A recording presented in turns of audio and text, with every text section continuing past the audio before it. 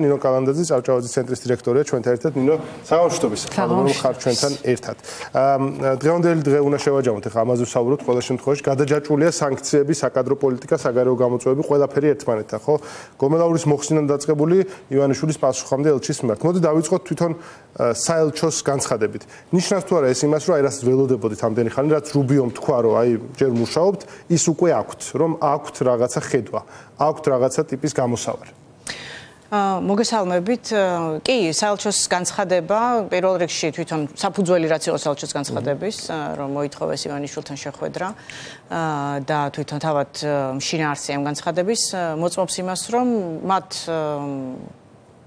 განსაკუთრებით ბოლო თვეების განმავლობაში კონკრეტული ყურადღება მიექციეს რეგიონს პრიორიტეტებიდან ნელ-ნელა საქართველოს, ანუ პრიორიტეტებში საქართველოს ნელ-ნელა უფრო მეტად იკვეთება დღის წესრიგში და ცხადია ის, რომ საქართველოსთან მიმართებით მათ შორის წინამორბედი ადმინისტრაციის პოზიცია არ შეცვლილა, გამომდინარე იქიდან, რომ მათ პოლიტიკა საქართველოსთან მიმართებით არ შეუცვლიათ, ქართულოცნებასთან მიმართებით არ შეუცვლიათ, არც ვერბალური ფორმით, არც შინაარსობრივი, არც რაიმე განსხვავებული ნაბიჯები გადადგმულა, უფრო მეტიც ამ განცხადებიდანაც ჩანს, რომ მათ ძალიან კონკრეტულად და პირდაპირ ივანიშვილთან მოინდომეს საუბარი, იმიტომ რომ ქართულოცნებას არ მიიჩნევენ როგორც ლეგიტიმურ ერთეულს, არ მიიჩნევენ როგორც შესაბამის counterparts, ვისაც უნდა ესაუბრონ, არამედ თვლიან, რომ ივანიშვილია. ერთადერთი ვისაც მიიჩნევენ ივანიშვილია. აი, სამწუხაროდ შეიძლება იყოს სხვანაირად, ხო? შეიძლება ვთქვათ, აი, არსებობს შუამავალი პირი, რომელიც ინდობა იმაში, რომ და უბრალოდ ამდენი წლების გამოცდილება რას ამბობს, რომ ივანიშვილი სხვადასხვა ასეთ პირთან ამერიკელები რაღაც შეთანხმებებზე მიდიოდნენ, რაღაც შეთანხმებები მრავალჯერ ყოფილა, ხო?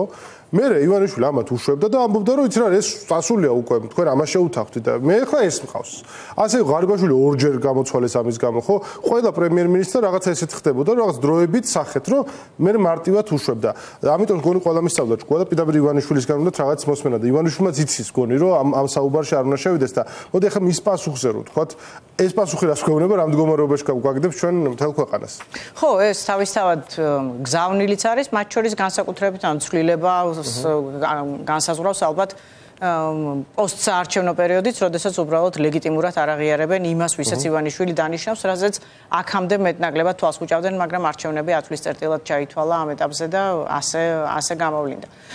ივანიშვილი რასაც პასუხობს, ვფიქრობ, რომ ძალიან გულწრფელია იმაში, როგორც პასუხობს და არც არავის გვაკვირვებს მისი პასუხი, იმიტომ რომ ივანიშვილი არის რუსი ოლიგარქი და ეს სიტყვათა წყობა თავისთავად უკვე მთქმელია. რუსი ოლიგარქი, რომელიც დაეპატრონა საქართველოს და პრივატიზება მოახდინა ქვეყნის, მან ეს მოახდინა იმ მიზნებისთვის, რომ მან შეძლოს თავისი პირადი ინტერესებისთვის ამ ქვეყნით ვაჭრობა. მან იცის, რომ საქართველოს მიმართ არსებობს საერთაშორისო ინტერესი, გეოპოლიტიკური ინტერესი, ვაშინგტონს აქვს თავისი კონკრეტული ამოცანები და მიზნები, მან იცის, რომ საქართველოს გასაღები და ბერკეტი უჭირავს ხელში და ამიტომ თავისი პირადი ამოცანებისთვის, თავისი პირადი ბიზნეს ინტერესებისთვის ვაჭრობს ამ ქვეყნით და ზუსტად ამ ფორმით ელაპარაკება. ის არც მალავს, ის იძახის, რომ მე ჩემი პირადი ინტერესების საზიანოდ არ შევხვდებოდი ეოცს, თუ უნდა და შეხვედროდა ის კობახიძეს, იმიტომ რომ ეს იქნებოდა მაშინ ჩემი პირადი ბიზნეს ინტერესების საწინააღმდეგო, ვინაიდან ისინი მე არ მაძლევენ იმას, რაც მე მინდა რომ მომცენ პირადი ინტერესებისთვის და არა სახელმწიფო ინტერესებიდან გამომდინარე.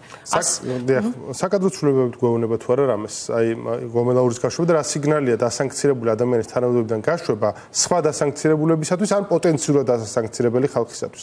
ანუ მათ ვის დანაშაულებები უნდა ჩაიდინოს ივანიშვილის გამო. ხო, ეს ამას ალბათ ორი პერსპექტივიდან უნდა შევხედოთ, თუ შევხედავთ ამათ დემოკრატიისთვის მებრძოლი ადამიანების და ფლანგის პერსპექტივიდან, მაშინ მე მგონია რომ ამ გადაადგილებებს განსაკუთრებული მნიშვნელობა არ უნდა მივანიჭოთ, იმიტომ რომ ყველაფერს, რასაც ივანიშვილი აკეთებს საკუთარი ძალაუფლების კონსოლიდაციისთვის. ამიტომ ყევებია გუნდის შიგნით თუ რომელიმე კონკრეტულ პირს რაიმე პერსონალური მიზეზით დაუპირისპირდა, ეს არაფერს მატებს დემოკრატიულ მოძრაობას. მაგრამ რასაკვირველია, ის პერსპექტივა, რომელსაც თქვენ ხას უსხავთ, არსებითია იმ ადამიანებისთვის, რომელიც მომავალში დანაშაულებრივ ქმედებებში უნდა ჩაერთონ, ანტისახელმწიფოებრივ ქმედებებში უნდა ჩაერთონ და რომელსაც უნდა იცავდეს პირველ რიგში სისტემა, იმიტომ რომ დემოკრატიულ სახელმწიფოში მათ დემოკრატიული სახელმწიფო არ დაიცავს, მათ მიუდგება კანონის უზენაესობის გზით. ან თუ ვინმე მათ დამცავი ყავთ გომელაურის ნაირ ადამიანებს, რომლებიც ივანიშვილის პირადი ინტერესებისთვის მიდიან ანტისახელმწიფოებრივ ქმედებებზე, მაშინ მათ უნდა იცავდეს ის სისტემა, რომელიც ივანიშვილმა ააგო და ამ ნაბიჯით ცალსახაა, რომ არა მხოლოდ სისტემა არ იცავს, არამედ პირიქით ეს არიან ადამიანები, რომლებსაც ყველაზე მარტივად გამოცვლის ივანიშვილი, როდესაც ისევ ამბობ, მის პირად ინტერესებს შეექმნება. შეიძლება ითქვას, რომ ივანიშვილის გარშემო იკვრება დიპლომატიური ალყა. ერთი მხრივ ამერიკელები, მეორე მხრივ აიმარის სამკუთხედი, ანუ საფრანგეთი, გერმანია, პოლონეთი, კაცრი განცხადებები უმკაცრესი გვესმის დიდი ბრიტანეთიდან, მგონი თავარ საფრთხეს ახლა იქიდან გზნობენ, იმიტომ რომ ივანიშვილს სწორედ იქ აქვს ერთ-ერთი ყველაზე დიდი ფინანსური დავა და სწორედ ბრიტანელების სანქციების ეშინია ამ თვითონ ყველაზე მეტად, რა ვიცი, იტალიაშიც კი, იტალიის პარლამენტში უნდათ შეელობა იმაზე, რომ დაასანქციონ ოცნების წარმომადგენლები. იტალიის იმიტომ რომ იტალია ჩვენი რეგიონიდან შორს არის და როგორც წესი, ასე ჩართული არ არის ხოლმე ჩვენი ქვეყნის რაღაცა საქმეებში, ხო? და ეს რა მდგომარეობაში აგდებს მას, რა გამოსავალს უტოვებს? აი, რომ დავთვალოთ მისი ვარიანტები, რა შეიძლება ქნას. ყველაზე კეთილშობილური და ჩვენთვის სასარგებლო ვარიანტი იქნებოდა, რომ მან უბრალოდ გადააწყოს თავისი პირვანდელი გეგმა და ცადოს დასავლეთთან მოლაპარაკებების აღდგენა, მათ შორის პირველ რიგში საკუთარი ინტერესების სასარგებლოდ, მაგრამ ამავდროულად ასევე სახელმწიფოებრივი ინტერესების სასარგებლოდ, თქვათ, წავიდეს იმ დათმობებზე, რომელსაც ამ წუთას დასავლეთი ითხოვს. ჩვენ უახლოვდებით იმ პერიოდს, როდესაც პოტენციურად და თეორიულად საქართველოს შესაძლებლობა ექნებოდა, რომ მოლაპარაკებების ეტაპზე გადასულიყო ევროკავშირში გაწევრების და ვთქვათ, აი ამ ყველაფრიდან მოუხვიოს, ეს იქნებოდა ჩემი გადმოსახედიდან იდეალური სცენარი, რომელიც მას ვთქვათ შესაძლებლობას მიცემდა, რომ ვთქვათ, სამომავლო ზეწოლის გზებს თავი დააღწიოს, მინიმუმ მან პერსონალურად მაინც, მე არ მგონია, რომ მის სისტემა, მის ინტერესის სფეროში რამე ფორმით შედიოდეს, მაგრამ პერსონალურად მან მაინც და ვთქვათ, რაღაც საკითხებით სათავისოთაც გამოივაჭროს.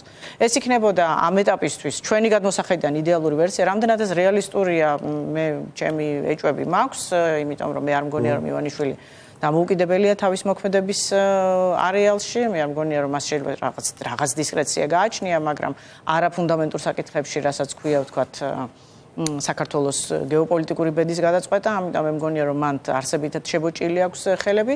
ამავდროულად ვფიქრობ, რომ თვითონაც ძალიან ხისტად უყურებს აი ამ განსაკუთრებით საქართველო-ამერიკის ურთიერთობებს და აი ამ სანქციების მექანიზმს, რომელსაც ის მიიჩნევს, რომ მის უშუალოდ მის პირად ქონებას უკავშირდება ჯერ კიდევ მთელ ამ ამბებამდე, თორემ რეალურად, ობიექტურად რომ შევხედოთ, ეს არის კრიზისი, რომელიც შექმნა მან, ეს არის კრიზისი, რომელიც განიზრახა მან, რომ ამ ეტაპამდე მისულიყო, იმიტომ რომ ეს ყველაფერი რაც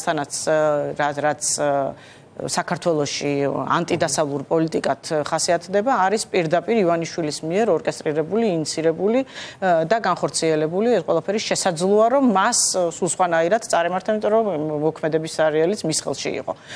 მაგრამ მან აირჩია ეს გზა, სუბიექტურად აირჩია თუ უბრალოდ სხვა გზა არ ქონდა, რჩება კითხვათ, მაგრამ ფაქტია, რომ ამ გზას დაადგა და ახლა ამ გზიდან უკან დახევა არ ხდება მეელცარ დაველაპარაკები რაღაც ბავშვური წერილებით და იმითი რომ მოდით ელაპარაკეთ ჩემ ხელისბიც, რომელიც არავინ არ არის.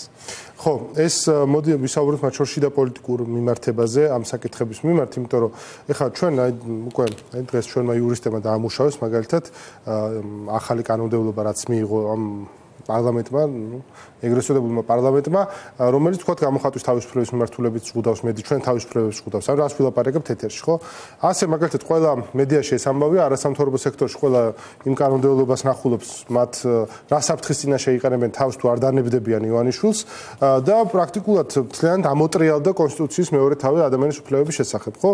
ნუ ყოველ შემთხვევაში ჩვენთვის მაინც შერჩევითად. როგორ ფიქრობ, ნინო, ამ პირობებში, როცა ერთი მხრივ იზოლირების ტემპი შქარდება და დისტანცირების და პირიქით რაღაცა და ამ მხრივ შიგნითაც ესეთ პროცესები მიდის, როგორ უნდა გადარჩეს და გაიმარჯვოს ივანიშვილის ოპოზიციურმა აზრმა. იმიტომ რომ ნახე ბედი თითქოს რაც არის გათვლილი ასეთ დროსაც უნდა მოხდეს, ყველაფერი ისე ხდება. ეხლა ეს შემოსატრიალებელი არის. აი ეს შემოტრიალება არ არის მარტივი, ხო? და როგორ შეიძლება რომ ეს შემოტრიალება მოხდეს? ხო, ამაზე გვისაუბრია ჩვენ ბევრჯერ, ჩვენი ამწუთიერი ობიექტური და რეალური პრობლემა არის ის, რომ აბსოლუტურად დარღვეულია ძალთა ბალანსი, ხო? არსებობს დემოკრატიული მოძრაობა, რომელიც იბრძვის შიშველი ხელებით და უბრალოდ მის გამძლეობაზეა დამოკიდებული. სადამდე გაატანს და არის მეორე მხარეს აბსოლუტურად კონსოლიდირებული ძალაუფლება, რომლის ხელთ არის როგორც ლეგიტიმური, ისე არალეგიტიმური ბრძოლის მეთოდები, ფინანსური ადმინისტრაციული,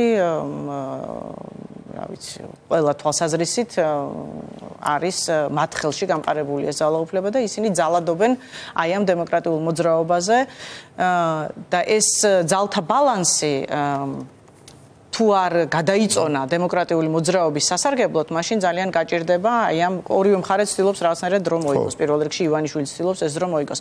საერთაშორისო მხარდაჭერა გარდამავალი უპირატესობით მიდის რაღაცება გუშინ საღამოს ხანასე ყოველ დღის ბოლოს მართლა ანგარიშება დაწერო. მაგრამ კი, ზუსტად, როგორც წესი ეს მაინც უფრო ემოციურია ხოლმე ვიდრე პრაგმატული. ამიტომ ვამბობ, რომ რეალურად გამძლეობაზეა დამოკიდებული, იმიტომ რომ ივანიშვილიც ახლა გამძლეობის თამაშს თამაშობს, იმიტომ რომ დროის მოგებას ცდილობს ზუსტად იმ ეტაპამდე, ვიდრე სათავისოდ დაალაგებს ის საერთაშორისო ურთიერთობებს. ამავდროულად საერთაშორისო ზეწოლა აი ამ დემოკრატიულ მოძრაობას სჭირდება სწორედ იმისთვის, რომ ეს ძალთა ბალანსი თავის მხარეს გადმოწონოს. ამაში გვეხმარება ჩვენ ეს სანქციები, ამაში გვეხმარება პირველ რიგში ის, რომ აი ეს სისტემური რყევა თუ შეიძლება რომ ასეთი იყოს, ამან უნდა გააძლიეროს ის ანტი-ივანიშვილი ფლანგი, რომელიც ახლა ცდილობს, რომ საქართველოს დემოკრატია ამ ეტაპზე შეინარჩუნოს და მე გრძელვადაში გადაარჩინოს. მადლობა ძალიან დიდი, ნინო კალანდაძე იყო ჩვენი სტუმარი, ჭავჭავაძის ცენტრის დირექტორი.